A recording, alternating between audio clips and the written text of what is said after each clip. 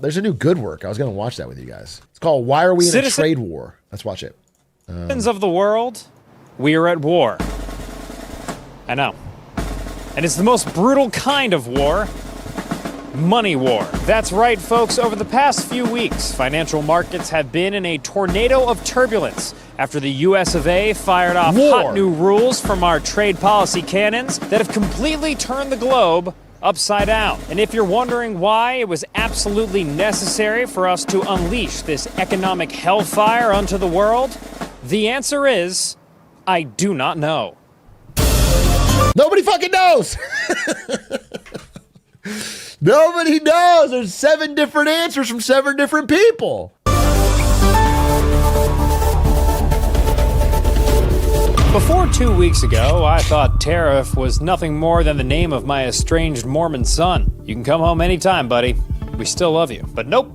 According to Investopedia, a tariff is a tax that one country imposes on goods and services that it imports from another country. By making imports more expensive, countries can use tariffs to achieve certain strategic goals, like getting a trade partner to behave in a certain way, creating a competitive economic advantage for yourself, or balancing your budget. Perhaps most importantly, though, a tariff is something that makes my president and commander-in-chief Donald J. Trump absolutely sprung. Yep. I always say tariffs is the most beautiful word to me in the dictionary. Then I was reprimanded by the fake news. They said, what about love, religion, and God? I said, I agree. Let's put God number 1, religion number 2, love, I don't know. We got to put that number 3, I guess, right?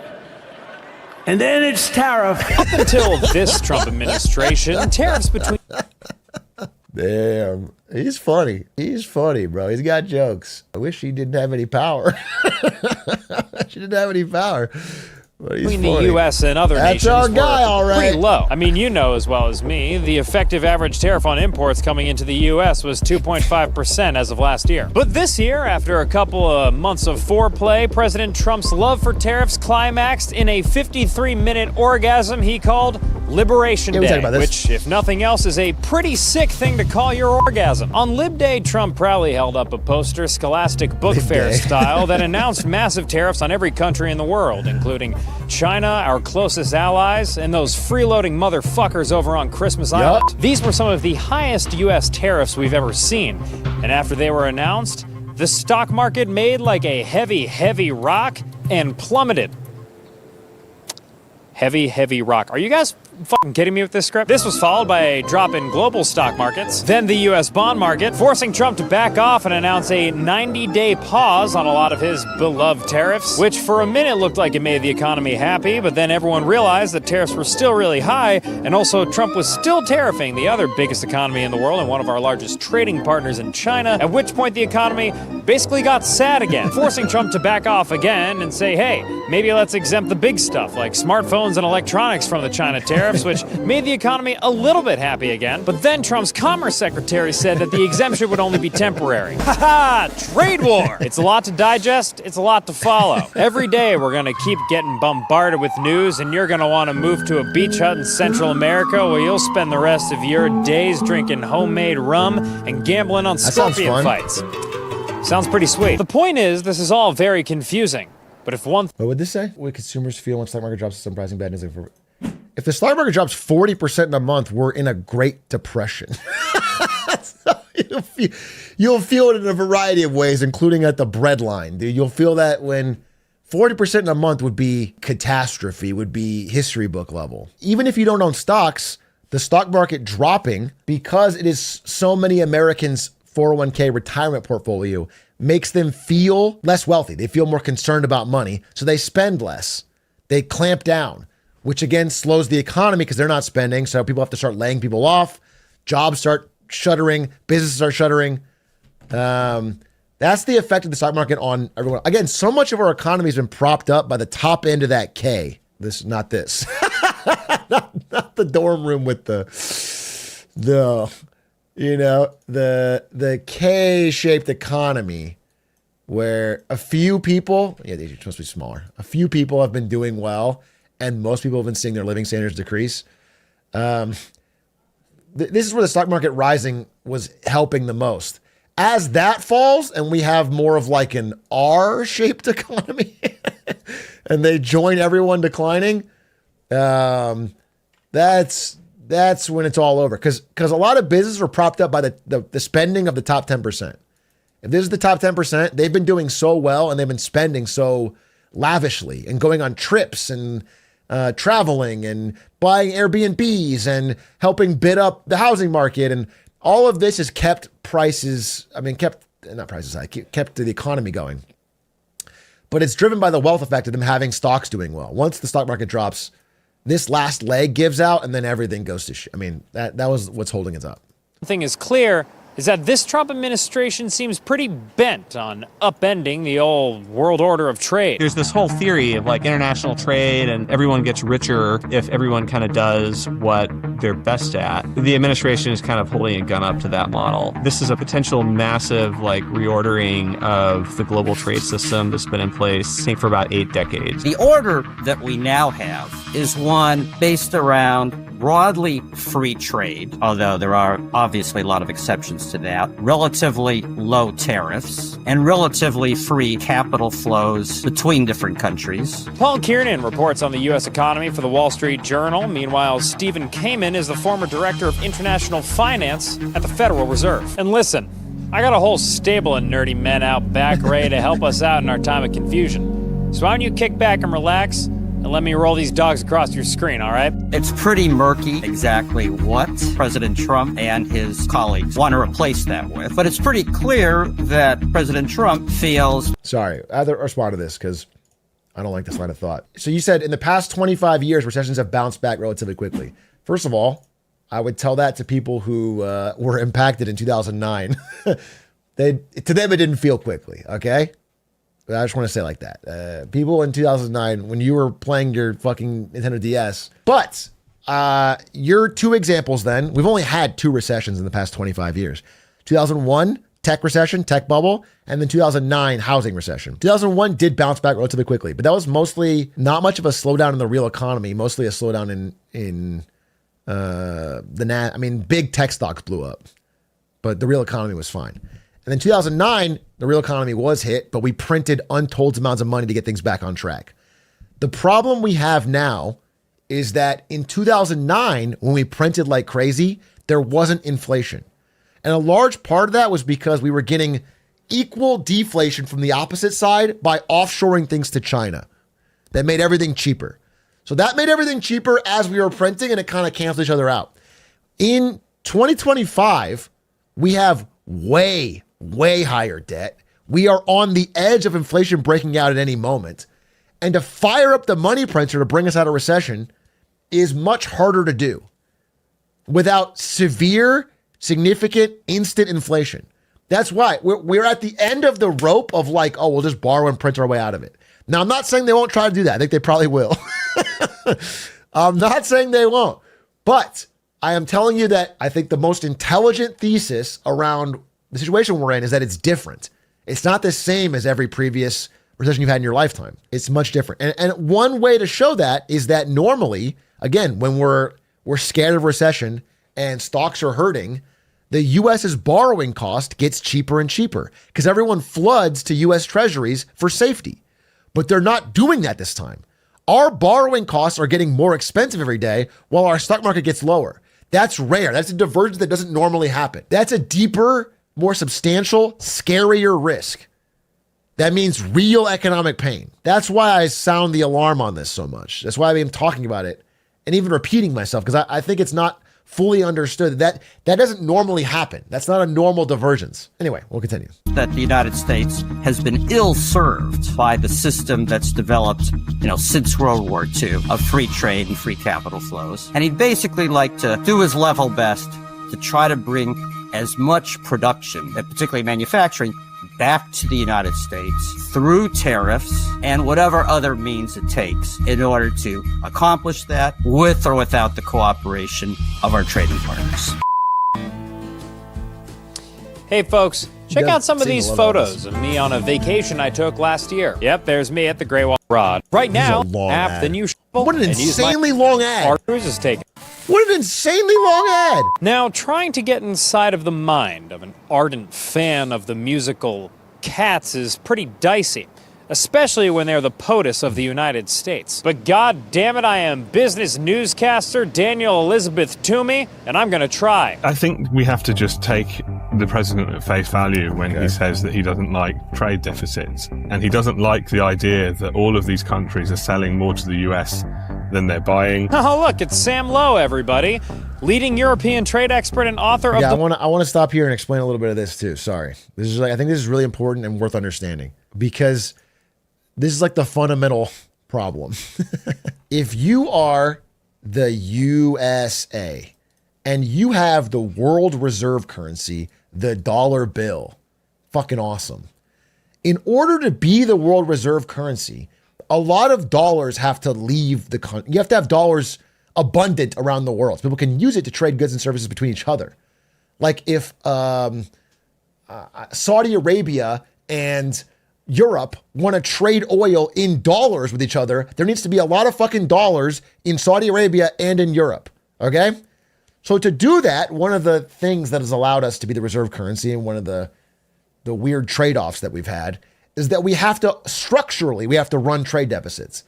We basically give people dollars that we've printed and they give us goods, okay? It's an exorbitant privilege. It's been incredible. We give them money. They give us oil and goods and cars. And now there is a downside to this. The structural strength of the dollar and this system means that we have to import more than we export, which crushes our own manufacturers. And over the past 30 years, we've seen this. That's the Rust Belt. That's the hollowing out of, the Rust Belt and the loss of manufacturing jobs. All of it gets sent overseas. And all of it is to the benefit of this dollar as a reserve currency. And there's a real argument you can make that the power of the reserve currency to let the government spend as much as they want and print and buy has actually been bad for American citizens. You can make that case. I'm not 100% certain on it, but you can make that case. The problem is what Trump wants is he wants to fuck this up and make it so that we apparently have we're exporting to everybody. They buy more from us than we have from them, but still wants the dollar to be the reserve. You cannot do that. You cannot have both. The only way for the dollar to be the reserve is for us to be an importing nation. It's the only way. It's structurally impossible. There has to be more dollars out there for this to work. So if he wants both, it will be a disaster. If the idea is that, okay, we're going to get rid of this incredible privilege of having the reserve currency and we're going to revalue our currency to make it cheaper so that American exports are more competitive, and we're going to set up tariffs to bring manufacturing back here. Okay, fine, but this is going to it's going to destroy U.S. assets. It's also not going to work, but this will guaranteed happen, and then maybe we'll get some manufacturing jobs. So I just want to be clear, like this is the scary aspect of this really crazy policy. And I'm steel manning it, by the way. This is if it had a plan. I'm steel man. I'm like, this is your goal, you want to get. I don't think they even understand this. I'm steel manning it, but even if they understand this, they have to know that you can't have both. The most favored nation newsletter. He doesn't like the fact that when he asks why, he gets a list of regulations and blockers and high tariffs that explain why the US isn't selling more to, say, the EU. President Trump is extremely hot under the collar over the fact that the US runs an overall trade deficit, meaning we buy more stuff from the rest of the world than the rest of the world buys from us. They ripped off the United States, ripped off and taken advantage of. We've been ripped off. They ripped us off. Ripped us off left and right. But now it's our turn to do the ripping. Of all the motives underlying... What a great way to describe it. Let's do simultaneous trade deal negotiations with 75 countries while the president says, we're going to rip you off. That's a good baseline for negotiation, bro. Trump's trade war, this one, that other countries are ripping us off, seems like it's the most easily dismissed as being irrational. The fact that the United States buys a lot more from others than they buy from the United States. It's not because we're being cheated. It's not because others are manipulating. It's not because of others have tariffs on our products. Some percentage of it is because of that. Gregory Zuckerman is a veteran finance reporter also for the Wall Street Journal. Most of it is just because the United States is the wealthiest country in the world. So by definition, we buy more products from others than they buy of ours. I mean, I have a trade deficit with my supermarket. I buy a lot more of their products than they buy of mine. They're not buying my writing. So, but that doesn't mean that they're necessarily cheating me or manipulating me or that we need to do something about it. Speak for yourself, Gregory. I've been a victim of an unfair trade deficit with my local Kroger for years. And until they start watching this channel, then the bomb threats to their corporate email will continue. I think the problem is that all of this globalized coordination between countries that doesn't get my nads going. Mark Blythe is a professor of international economics at Brown with an unquenchable thirst for rock and roll. I asked him to be my next contestant in understanding the rationale behind President Trump's amazing Technicolor trade war. Let's think about some of the claims that are being made here. So Europeans have this extra tariffs on American cars. Yes, some of them are bullshit, etc. It's absolutely right. But American cars don't sell in Europe? Because they're crap.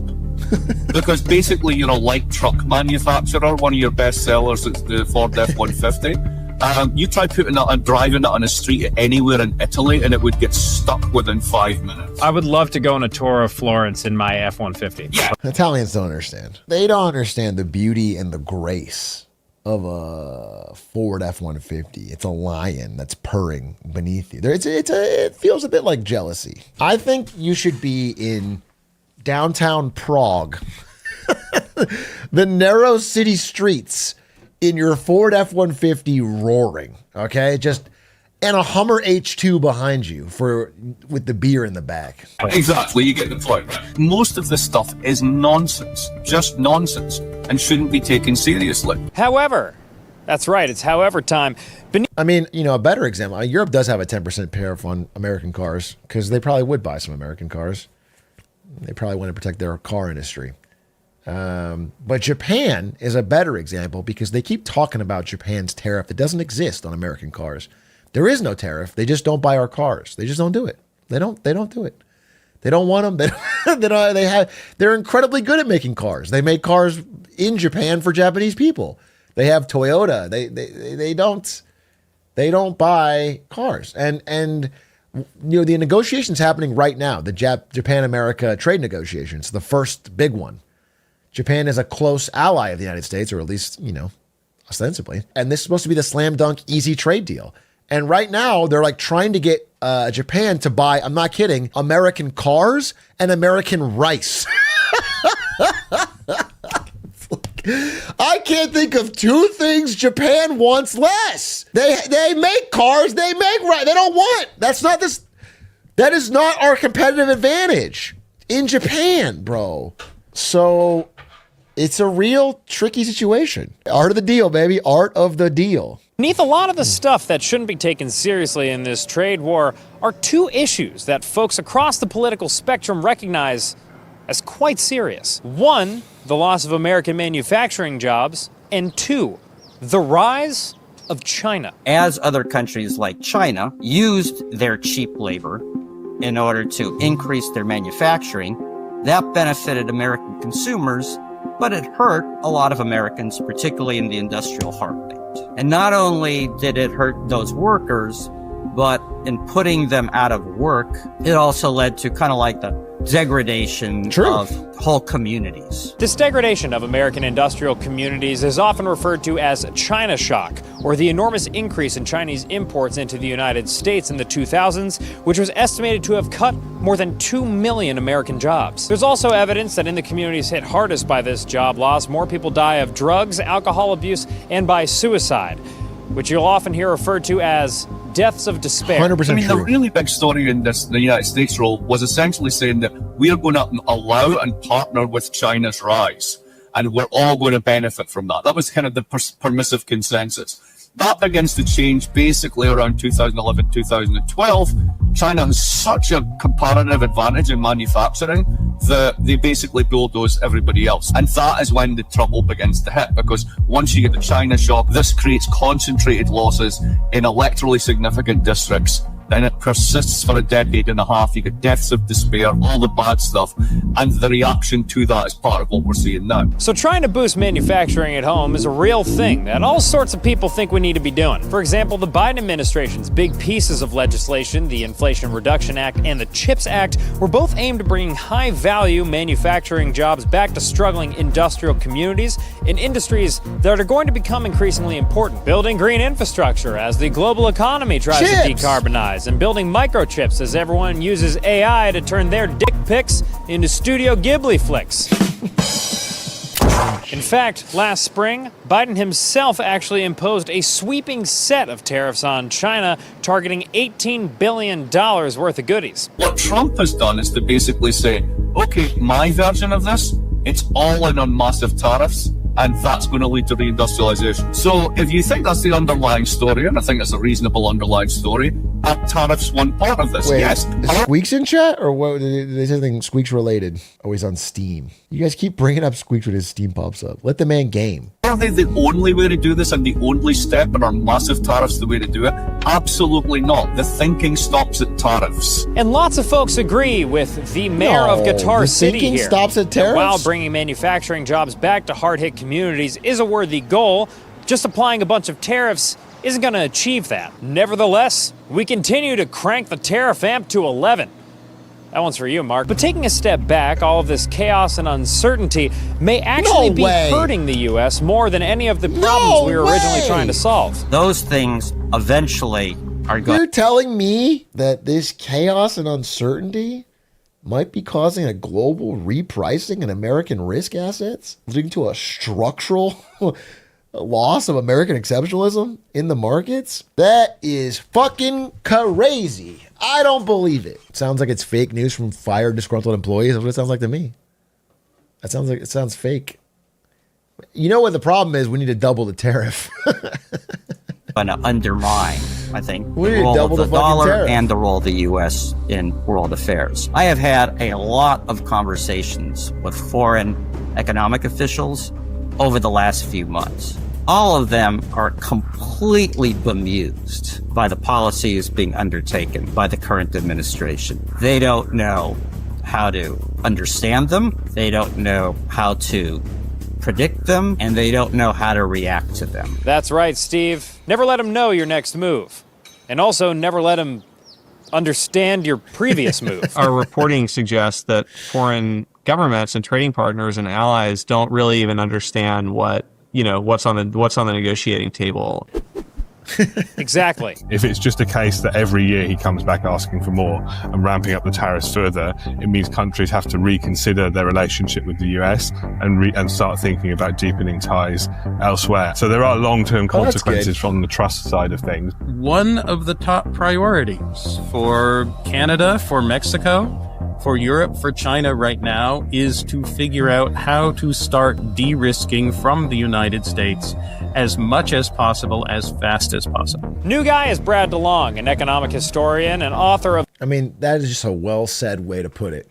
That's what I'm trying to get at all day today. I was going to save this for my presentation tomorrow, but I'm just going to say it now. If you are playing in a board game with somebody, let's say you're playing Monopoly, and one of the players at the table, when he looks at the board and realizes he's losing, flips the whole fucking board over and knocks all the pieces off the table and just fucks it all up.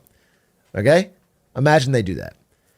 Even if you are able to collectively gather all of the pieces and put the board exactly the way it was and get it all back to normal, everybody now has to operate in a different world. They now have to understand that this player is fucking untrustworthy. This player, you can no longer rely. It doesn't matter. Even if you undo everything that's been done, even if you get rid of the tariffs and go back, it's now, you can no longer make a deal under the assumption of trust. The trust is gone. The ability to do any long-term cooperative trading actions is hurt by the fact that you could renege on them at any moment, as you've already done. Again, the deals that he is ripping up, like with, for example, Japan or the EU, are deals that he signed. They're deals that he signed. And it's not just Donald Trump's the one doing it, but they have to now structurally reconsider that they can't trust America. Whether or not he's in power, the idea is that someone else could be, and that America will not honor these previous trade deals, or they will attempt to change the deal when it's in their favor. And so they cannot, in good faith, they have to play the game differently. They simply have to play the game differently. That is a genie you can't put back in the bottle. And that is what we're seeing here.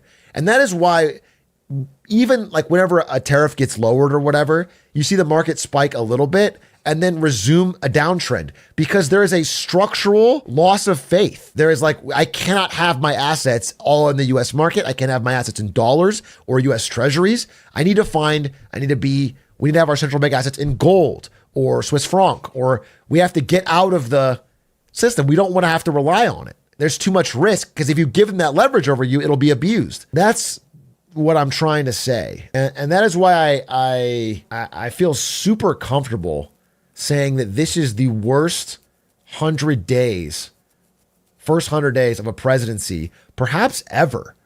Now, there was a couple examples. There was the guy who was the president after Lincoln got shot. That guy was pretty terrible. Andrew Johnson, terrible. Could be the worst. And there was William Henry Harrison, who in his first day in office, gave a speech in the rain with no jacket, caught pneumonia, and 31 days later, he died. That's a pretty bad first 100 days. But like in terms of like shock damage to all of America, that's pretty horrendous, man. It's pretty bad. Net wealth lost by Americans, the net economic damage is severe and getting worse. And like to the point where you could undo everything. You could just get rid of all the tariffs and everything, and it doesn't matter. It doesn't. Of slouching towards utopia, a fickle tome that is an economic history of the 20th century. When I asked him about this sticky situation we got our hands on here, he pointed out that the chaos makes it hard to figure out the most basic things, like how real this trade war actually is. In terms of America's role in the, global trade order, what are the impacts of this trade war that we've seen, that we've already, launched and are in many ways still launching? First of all, it depends on whether there is actually a trade war, or whether it is the same kind of contest as a World Wrestling Federation match is, that, Donald Trump was in the ring. He went outside the ring. He picked up the chair. He waved the metal folding chair over his head, and he said, I'm going to come into the ring and I'm going to beat you up with the chair. And so the question is, is he going to put the chair down and come back in the ring and have it be a normal wrestling match? Is he going to do it again? I mean, that's is he kind of going to pick up the chair and wave it around? Either way, we are in substantial trouble. My guess is we're in as much trouble as Britain was after 2016 when they exited from the European Union. But, it might be less, it might be a bunch more. Meanwhile, the vibes inside of the U.S. right now are, frankly, suboptimal. Consumer sentiment is plunging, with Americans' uncertainty about the country's economic future eclipsing levels last seen during the COVID pandemic. Both market and anecdotal evidence suggests that the U.S. is not seen as a safe haven for investment that it's been for decades. A role that lets us do fun stuff, like run an enormous budget deficit and build military bases wherever we want. And while some small business owners are celebrating the opportunity that tariffs provide them, others that rely on Chinese manufacturing are starting to panic. Some are even starting to sue. All this for a potentially devastating trade war with a country that's not just going to roll over on this one. Where does it end? See, China's not actually this little kid that could be punched around anymore. They've been diverting away from the US as much as humanly possible into third country markets. They dominate in green tech sectors. I mean, in the sense of bring it, bitch. Let's see who's actually got the cojones here. Is it almost an impossible task to try and predict where we're going to go from here? Yeah, it's nearly impossible to try to get in ahead of Donald Trump and people around him to anticipate where things are going. Things could turn on a dime. They could cut some trade deals and reassure markets, and we get back to maybe some semblance of normalcy pretty quickly. And yet the average kind of sophisticated investor taking a step back, or economist and such, realizes that we're in a new world. and it's uncharted territory. We haven't really experienced. Yeah, yeah. Again, this is I'm pre-doing my presentation here, but I do want to say this. I'm going to say it again. Is that one thing, one like through line to all this news lately is that we are really in a new world, and Donald Trump didn't cause this; he accelerated this. But the world that existed post World War II, like you could almost say Liberation Day is the end of it. We're in a different era. We are now in a new world. Everything is changing, and the next 5 years are going to change. Alliances will change. Things that people that we never thought would work together will work together. Things that we never thought would fight each other will fight each other.